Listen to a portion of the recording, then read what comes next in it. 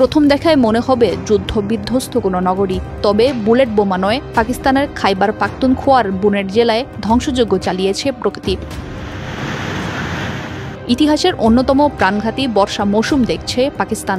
দেশটির উত্তরাঞ্চলীয় ৩ প্রদেশ খাইবার পাখতুনখোয়া, গিলগিট বাল্টিস্তান এবং আজাদ জম্মু ও কাশ্মীর এমন দুর্যোগের সাক্ষী হয়নি আগে।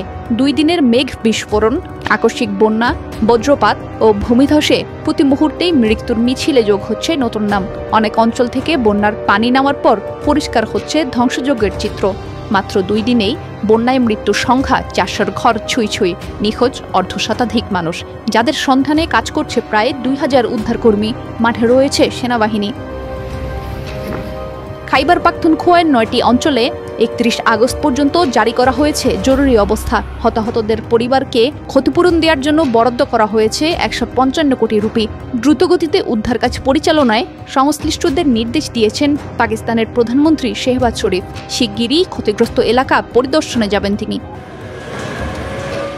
ভয়াবহ এই দুর্যোগের মাত্রাকে আরও বাড়িয়ে তুলতে পারে প্রতিকূল আবহাওয়া। দেশটির আবহাওয়া দপ্তরের তথ্য বলছে, আরব সাগর ও বঙ্গোপসাগর থেকে পাকিস্তানে মৌসুমি বায়ু প্রবাহিত হচ্ছে।